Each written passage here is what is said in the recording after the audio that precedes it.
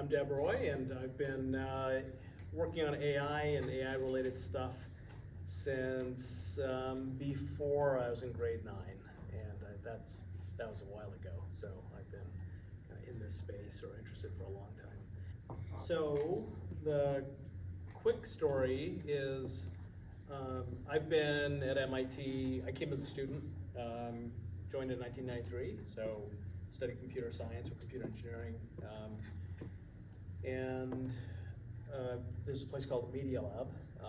So MIT is a big place, like 25,000 people, and there's labs and centers. That's where research happens throughout. We have undergrad programs. MIT has more than half of our students are grad students, so they're doing master's, PhD. When you do research, you're in some center or lab. So the Media Lab is one of the larger research labs at MIT. So I've been there most of my time at MIT, and then a couple of years ago I started a new research center. It's called the Center for Constructive Communication. So that's sort of the locations. The kind of work that I have done is at the intersection of machine learning and communication. And I've been very interested in both how people communicate and how people learn to communicate, and kind of how words work and how they refer to things in the world. That was an early interest. And I built robots. Part of my PhD work was building robots that learn to talk. And this was a long time ago, like 25 years ago. And then I spent a few years, many years, applying natural language processing, NLP, to analyze social media. So I actually ended up with one of my students starting a company, this is over 10 years ago, to use machine learning and some of the ideas from building robots that learn to connect words to the world, to look at how humans, when they talk about the world, in particular, oddly, because I don't watch a lot of TV, but we found that a lot of people were using social media to talk about what they were watching on TV. And so some of the same ideas that we were developing to get robots to learn to connect words to the visual world, we realized we could also use to analyze how people were using language to describe things they were seeing. And we knew what they're seeing because they're watching TV, so we just built machine learning systems that could watch TV, analyze video, and also analyze social media.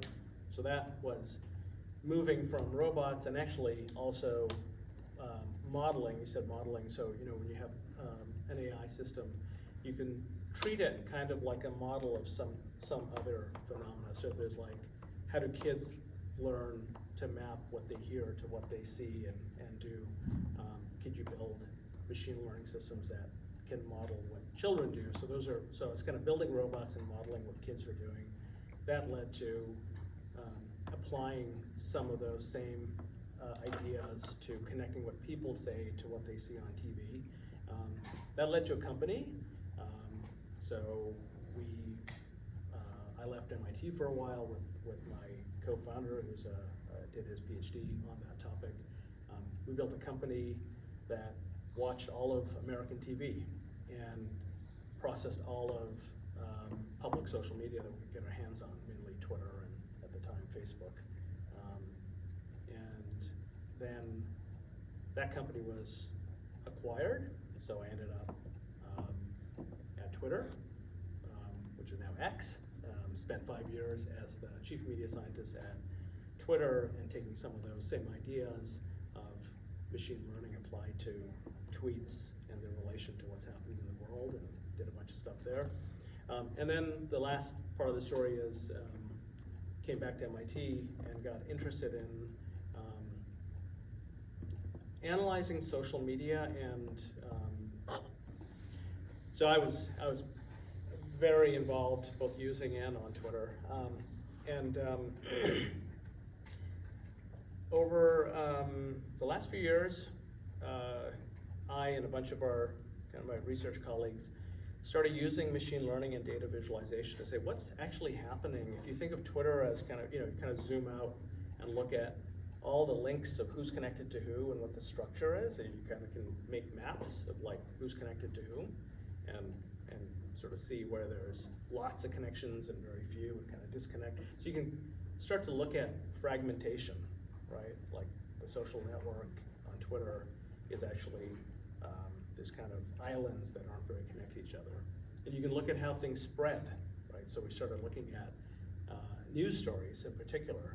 And so we started finding that when you look at lots, like billions of tweets, and you kind of look for patterns, that after the 2016 presidential election, we were very involved. So we were a partner for the Commission for Presidential Debates, so we used machine learning techniques to analyze tons of social media, particularly Twitter data, to look at how people were talking about the election and the issues, and which topics, immigration or abortion, whatever, and specific questions within that seemed to be most on people's minds. And we translate the machine learning analyses into questions that we recommended the moderators ask Clinton and Trump. So that was an example of really applying some of the analytics for a kind of a real world thing. And then after the election, we did some studies, we published some stuff that showed basically social media, at least what we could see on Twitter, and we've done more analyses now with Reddit as well, that it seems to be pretty clear that if you form your opinion about other people based on what you see in social media, you might be forming really bad opinions that those people don't deserve, because you might think I'm hearing somehow representative voices from that group that I otherwise don't know. It's a different, they live in a different part of the country, or they have different political or religious or racial backgrounds, and I don't really know anyone like that, so let me get on social media and figure out what people like that are like, or what do they think. You're gonna hear a very distorted and see a very distorted version of those people, because they're not electing people to speak on their behalf.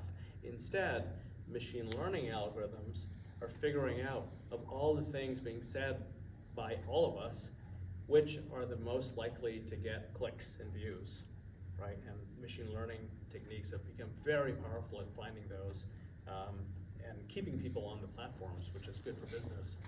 But we started getting very worried. We could see some of this in our own data, that it was actually pulling people apart. So it's a combination of social media and AI, right? That was being used to keep people on the platform. We were getting more and more addicted to these platforms, but a lot of people have now studied that, hey, there's actually some problems in what happens if you rely on this as your main way to understand.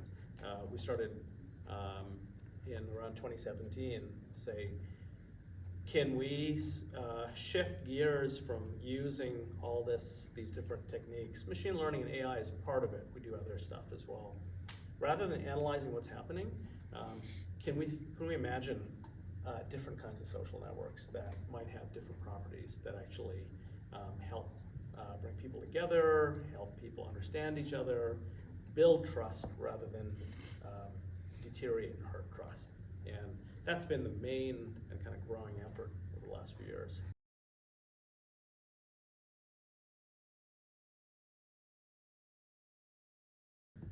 Talking specifically about AI, probably very little. I talk more about the impact of technology and AI on people. So I'd have to check. I'm not sure. I was on a podcast last week. Kara Swisher is a tech journalist, so she's got a podcast. So I just spent an hour with Kara Swisher and Alexis Ohanian, who is the founder of Reddit. So he's no longer with Reddit, but he created Reddit, and Reddit is one of these places where there's actually a lot of good stuff, but also some problems. So he and I had a conversation. So but I have been in a handful of documentaries. It's a good question. I can't offhand. There's like a Scientific American video series that I was part of, and they did an episode on when we studied my son's early language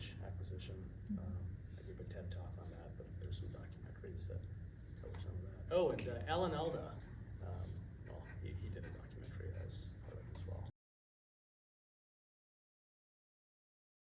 Yeah, I don't know him well, but yeah, he's very well known.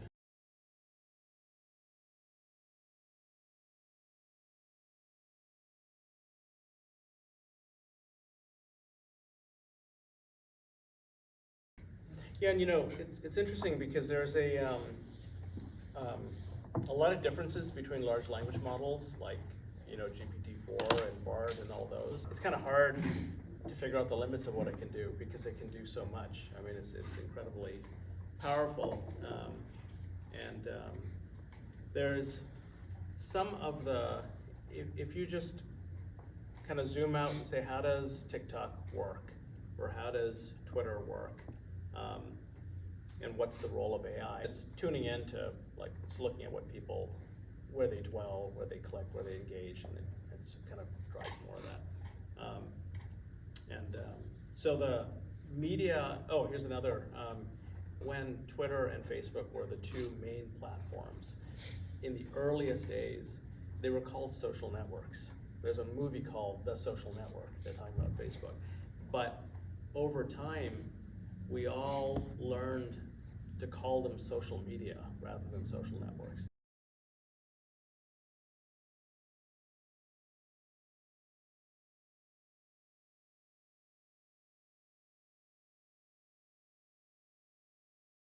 That's exactly right. They were designed to, actually the issue wasn't that they're too small, it's just like, if you think about how many people do you actually know and care about what they're posting, for most people the answer is maybe a couple hundred, maybe 1,000 people that I met, once through a friend of a friend, and I want to stay kind of lightly in touch. But none of us know more than a couple thousand people. And if you even know like 1,000 people and you want to know every time they post something or share a picture or whatever, that's not going to keep you on your phone for hours, right? You're going to run out of content, you're going to run out of stuff. And because all of these platforms make money, they're businesses, they make money if you stay, and basically you're watching ads, right? They're mixing ads in. So the longer you stay, the more ads you watch, the more money they make. But there's a problem. It's a social network and you only know 1,000 people, or maybe you only know 100 people. So the platform, the company's gonna run out of stuff to show you. So then they start finding other stuff that you didn't even ask to see, but that the AI predicts you're gonna wanna see. And all it knows is, hey, when you show people this, they can't take their eyes off of it. And it turns out, if you show really disturbing things, really shocking things that make people angry and outraged, also things that make you laugh, entertaining and funny stuff, that's the stuff that most reliably get humans to keep their eyes on their phones. And so that's what these recommendation algorithms are tuning into. And it kind of leads to problems. So I think there's something similar happening with large language models. When you look at what they're doing, social media feeds are kind of like undigested bits of content that millions of humans produce, right? And the AI figures out which of those millions of bits you're most likely to want to see, and they're different from what you want to see, and it'll kind of find those bits and feed them to you, right? And I say undigested because it's like that's the thing someone wrote, that's the thing someone posted, images. The large language models are kind of magical, right? In that they basically eat the whole internet, digest it, and now they can synthesize and create new stuff based on that.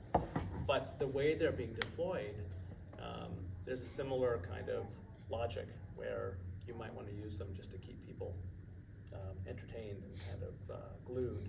And so a lot of the same problems with AI leading to feeding different people different things, because that's what the AI finds that people want, can lead people to having very divergent views. So it's a lot of, it's like, I heard a number, it's about 30 million people a day that are using ChatGPT. And a lot of people are using it, in their work, in their homework, instead of Google, if you want to look up something. Probably most of you know that these large language models can make stuff up sometimes, right? They're not totally reliable. But more important than making stuff up, When there's multiple ways you could answer a question, they might start answering you the way you want to hear it, you the way you want to hear it, and now you're hearing two different things, and your understanding of the world starts to drift apart. So these are some of the things that keep me up at night.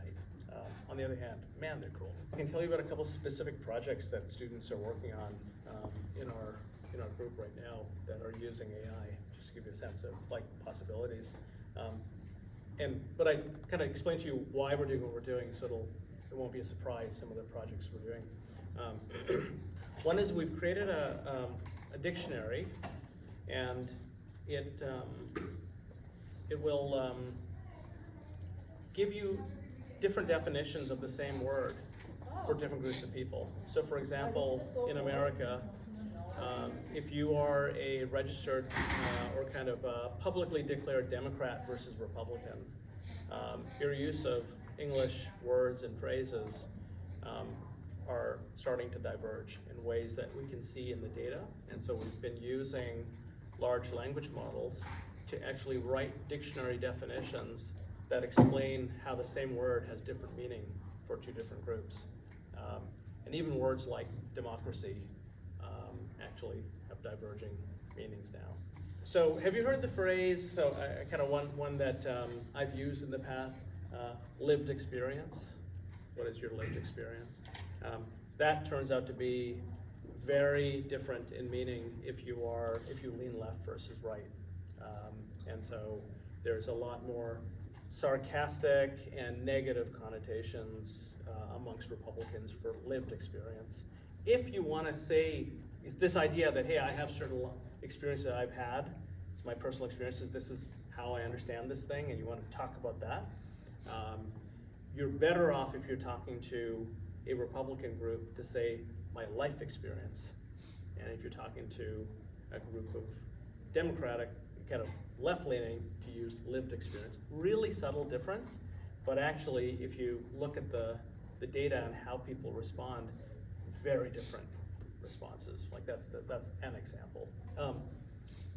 I know a lot of people who are working on trying to bring red and blue Americans together to have like civil conversations.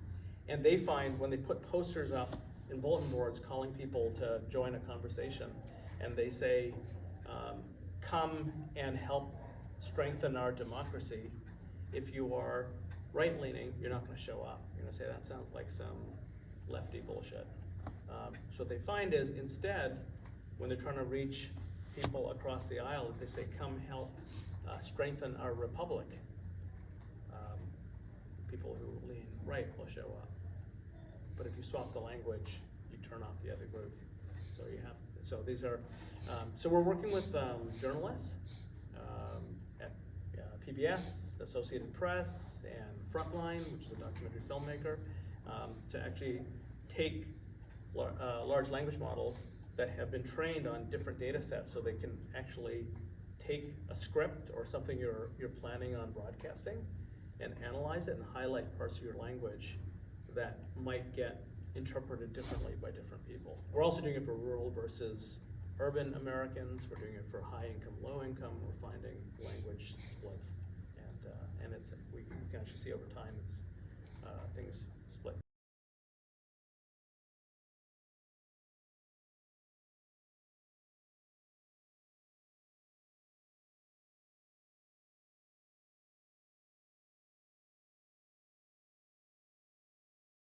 It's a good question, and that's maybe the hardest problem, which is by the time you find language that is kind of clear and means basically the same thing to both groups, often you end up using more words, or you end up sounding very boring, and it kind of becomes less engaging. So there's a trade-off, and we've done some experiments, kind of A/B tests, where we've had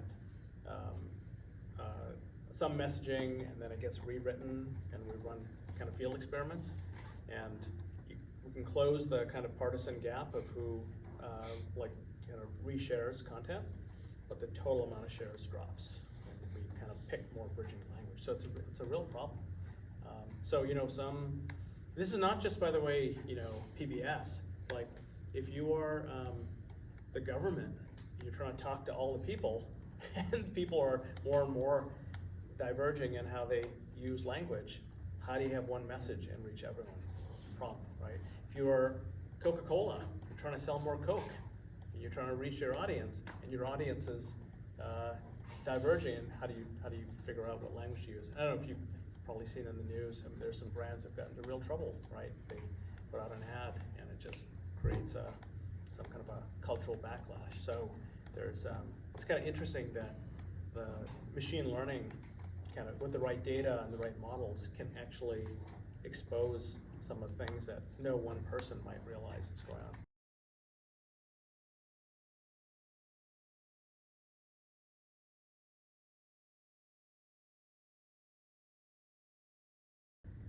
Yeah, that's where, so we have, our biggest single project now is to try to create a new kind of social network that, rather than having,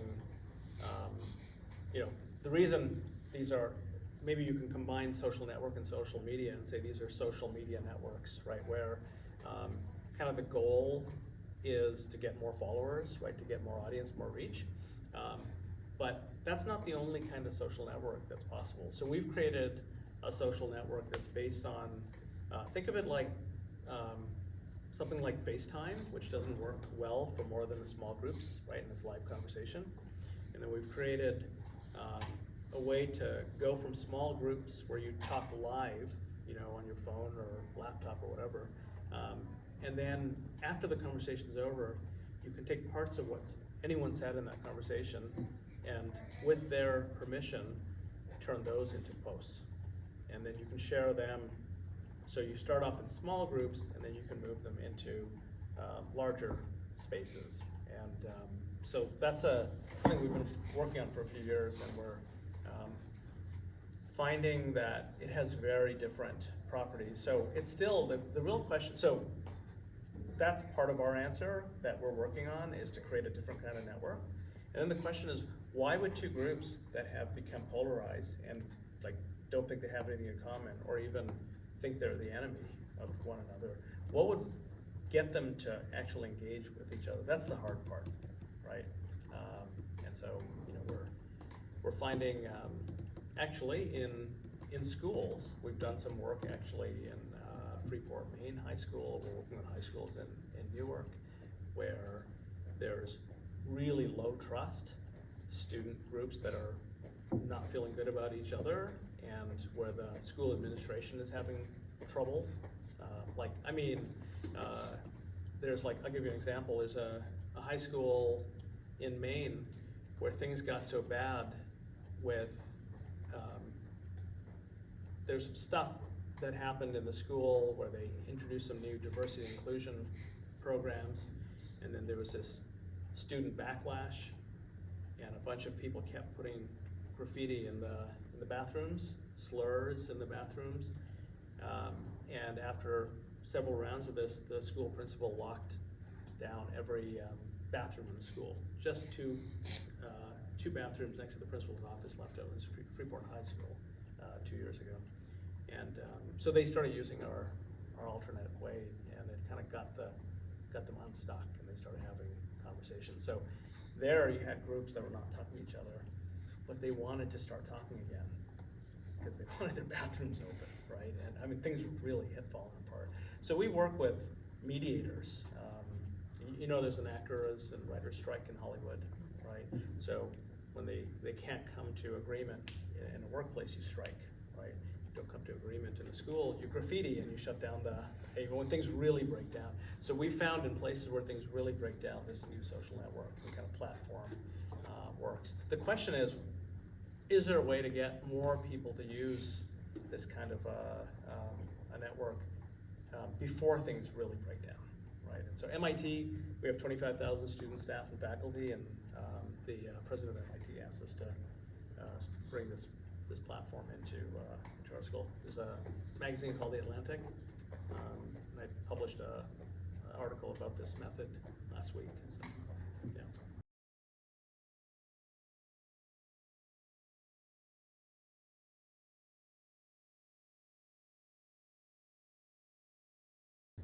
So here's a couple examples. This is basically applying analytics to, for example, predict which users are most likely to leave the platform forever. And we call that, when I was at Twitter, we call that user health. And when someone's health was flagging, to then try to do interventions to get that person more engaged. So this is, I'll just show you a couple of examples of what I was describing before. This is a picture of a few million accounts on Twitter. Every node is a user. We tried our best to get rid of the bots, so we think these are mainly real people. If they're red, this was a snapshot taken about a month before the 2016 election. Red means of all the candidates running for president, they were only following Donald Trump. Purple means they're following Clinton and Trump. Blue means they're only following Clinton. Green means they're only following Bernie Sanders. And the links mean they followed each other, mutual follows. Usually, when people follow each other, they're more likely to know each other. Not necessarily, but often they have some connection. So a couple interesting things here. The Trump cluster is really disconnected from the rest. Number two, the Clinton sort of tribe or network is super diffuse. It's not very strong and interconnected. Third, interestingly, if you know, Sanders was running on for the Democratic side. There's actually crossover to the Trump side, the Trump network. So that's kind of interesting. Second is we analyzed where all the journalists we could find, about I think 20,000 journalists that wrote at least one story in a national paper about the election. We found their personal Twitter accounts. We said, so where are the journalists in this network? Here's the answer. Blue are verified, yellow are unverified journalists. And the striking thing you'll notice is there's not a single one in this whole collection of the Trump followers. They're all spread out in this part. So if you were paying attention to the 2016, that's a long time ago, but if you watched or listened to the news to try to predict what was going to happen and why things were happening the way they were as a surprise ending to the election, you'd be surprised and not really expect what's going on, because the journalists were only connected to one part of, at least on Twitter, the collection. So this was an example of a kind of fragmented network. Second example, this is actually the cover of Science magazine from 2018. So another example of what I mean by poor health of social media. This was a project led by Suresh Vasugi. He was a student and a postdoc in our group. He took 5 or 6 fact-checking organizations, that will verify, will kind of look into a story that's controversial and figure out whether it's true or false. He built a database of every story that had been fact-checked in the history of those major, like PolitiFact and Snopes and all these are kind of well-known fact-checking organizations. He built a database, thousands of stories. We knew for every story if they're true or false. And then we looked at the entire history of Twitter, all the way back to the original tweet, and looked at every time one of those stories was tweeted. And then what this visualization is showing is if you had a tweet and then it gets retweeted and then the retweet gets retweeted, you can actually create you can rebuild what's called a cascade, right? So there's this is how things diffuse through social networks. Someone reshares, it reshares, and some of them get reshared a whole bunch of times. That's like a big broadcast event, a bunch of people.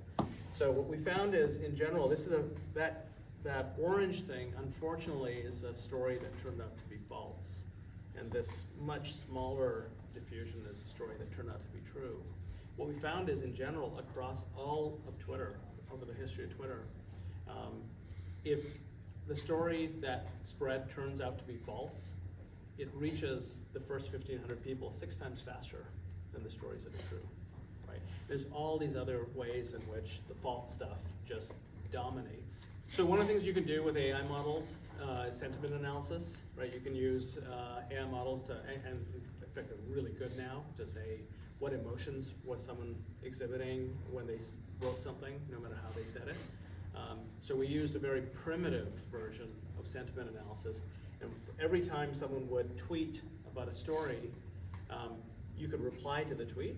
We'd look at all the replies, and we'd look at what emotions predict true versus false, and we found surprise and disgust. Right? Whenever there was surprise or disgust, it's much more likely that the story was not true. But we don't think most people knew what was true and what was false. They were just in the moment, they'd have an emotional reaction and say, oh my God, that's horrible. Share. And so all the false stuff spread. So these are a couple of things we did on the analysis side. This is my picture of what America feels like to me today. Kind of fragmented, toxic polarization. One reason, give anyone the ability to pick up a bullhorn. That's what social media lets you do. There's a repeated pattern. We tend to pull ourselves into tribes and pull apart, and a lot of what is actually spreading is outrage and anger. Not only, there's also humor and there's a lot of good stuff, but I'm very focused on the effect of this bad stuff. And increasingly, this is a school board meeting, parents expressing themselves. There's a lot of the same kinds of problems in person when you bring people together, that the loudest and most extreme voices take over. It's really hard to have open mics anymore in a lot of settings. So it's not just social media. And so here's our kind of guiding statement for this new work we're doing with Cortico and MIT. Hearing the humanity in others through trustworthy channels is necessary for democracy to function. So if you can't actually hear and see and make space for nuance, things fall apart. So what we're doing is taking some very old, what we call ancient wisdoms, for how when people don't trust each other and they're having trouble having conversations. There's known techniques that work, but they're being swamped by the technology environment we're in. So we're trying to build a new tech stack that takes those ancient wisdoms. So what are the ancient wisdoms? Some examples. If you break big groups into smaller groups and you have people who have some level of trust amongst one another, and you design prompts that encourage people to share their experiences rather than opinions, it's a really good trick. If you're getting into an argument with someone and you just totally disagree and you can't stand the fact that they have the other point of view, this is a really good trick. Just say, hey, so what's an experience you've had that brings you to that opinion? Totally changes everything.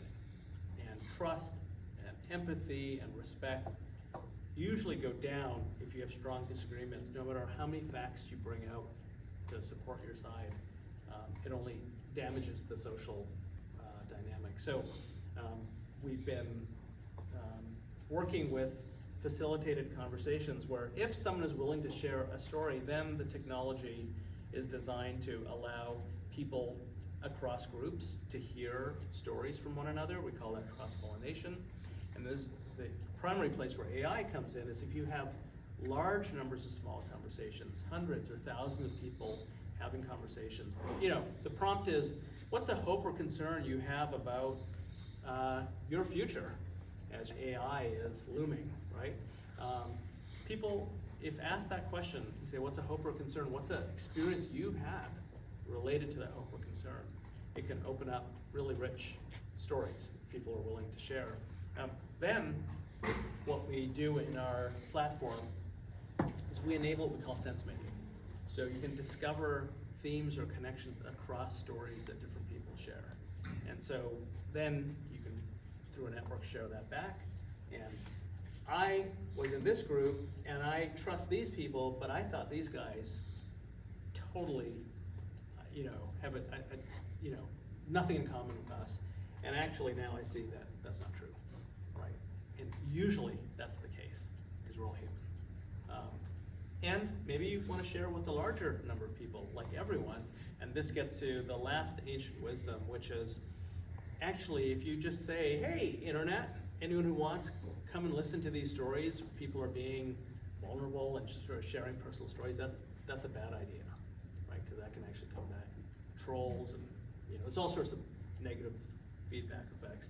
So there's another ancient wisdom that comes out of the world of architecture, which is any well-designed space, and this is true across the world. These architects spent a decade studying physical design. When they work well, you have from the most public entrance, places with more and more privacy. And it's not just like, DMs will be in a private chat or it's public to the internet, that's binary. Actually, you have like the lobby, classrooms, and then teachers have their private offices. Not everyone goes into each of those spaces, and you act differently in each. And there's thresholds, gates of dungeon locks.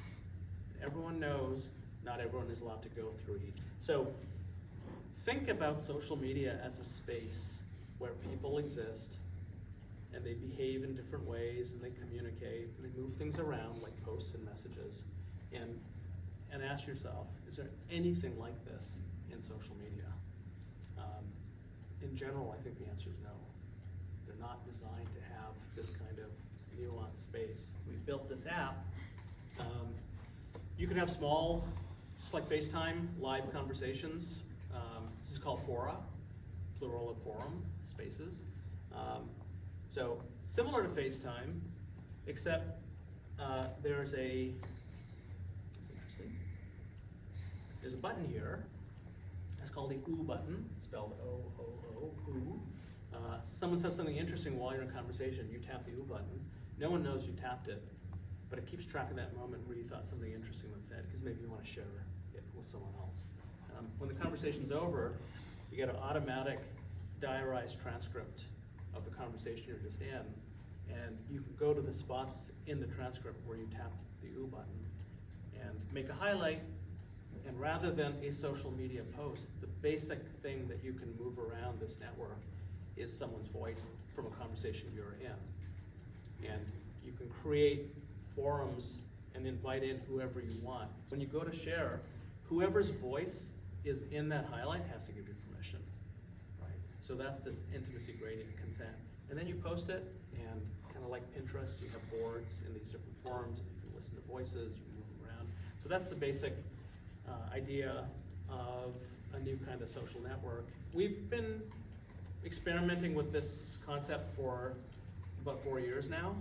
We know it works. We've never done it in an app.